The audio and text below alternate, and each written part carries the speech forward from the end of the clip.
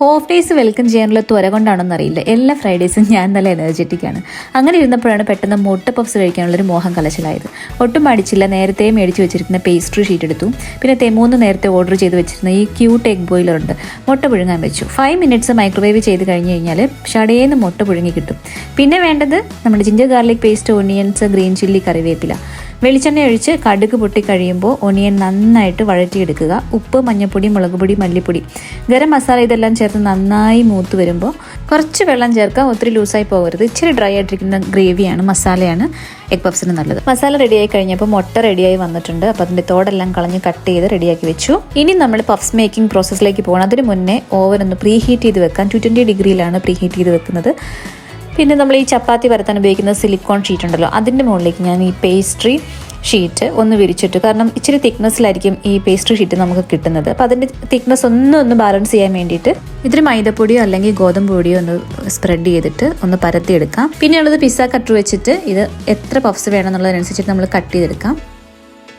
പിന്നെ നമ്മൾ റെഡിയാക്കി വെച്ചിരിക്കുന്ന മസാല ഓരോ ഷീറ്റിലേക്കും, ഓരോ പീസ് ഓഫ് ഷീറ്റിലേക്കും ഇട്ട് കൊടുക്കാം.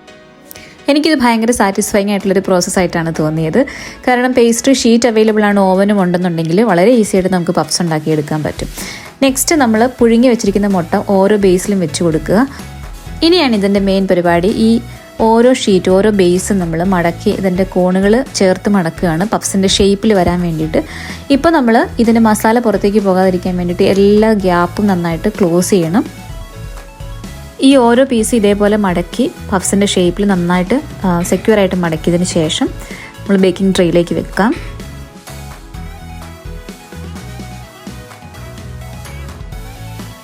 അങ്ങനെ നമ്മൾ ഫൈനൽ സ്റ്റെപ്പിലേക്ക് എത്തി. ഇത് ഒരു എഗ്ഗ് ബീറ്റ് ചെയ്തെടുക്കുകയാണ്.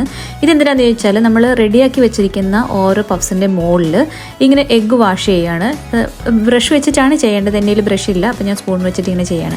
ഇതെന്തിനാണെന്ന് ചോദിച്ചാൽ നമ്മൾ പഫ്സ് എപ്പോഴും നല്ല മുരിഞ്ഞ് ക്രിസ്പി ആയിട്ട് വരുമ്പോൾ നല്ലൊരു ഗോൾഡൻ ബ്രൗൺ കളർ ഈ പഫ്സിൻ്റെ മുകളിലുണ്ടാവും. അത് ഈ എഗ്ഗ് ഇങ്ങനെ വാഷ് ചെയ്യുന്നത് കൊണ്ടാണ്, എഗ്ഗ് കൊണ്ട് ഇങ്ങനെ ഒന്ന് സ്പ്രെഡ് ചെയ്യുന്നത് കൊണ്ടാണ് അങ്ങനെ ഒരു കളർ വരുന്നത്. അപ്പോൾ ഇത് നല്ലൊരു ടേസ്റ്റും കിട്ടും. അപ്പോൾ അങ്ങനെ ചെയ്തതിന് ശേഷം ഇപ്പോൾ നമ്മുടെ കംപ്ലീറ്റ് പഫ്സ് ഇങ്ങനെ ബേക്ക് ചെയ്യാൻ വേണ്ടിയിട്ട് റെഡിയായി ട്രെയിലിരിക്കുകയാണ്. ഇനി നമ്മൾ പ്രീ ഹീറ്റ് ചെയ്ത് വെച്ചിരിക്കുന്ന ഓവനിലേക്ക് ഇതങ്ങ് പ്ലേസ് ചെയ്യുക. ഓവൻ പ്രീ ഹീറ്റ് ചെയ്തതായതുകൊണ്ട് 15 മിനിറ്റ്സ് മതിയാകും. അതല്ലാന്നുണ്ടെങ്കിൽ 25 മിനിറ്റ്സ് എങ്കിലും വേണ്ടി വരും. ഒരു ചായ റെഡി ആയി കഴിയുമ്പോഴേക്കും നമ്മുടെ ക്രിസ്പി ആയിട്ടുള്ള പഫ്സും റെഡി ആയിട്ടുണ്ടാവും.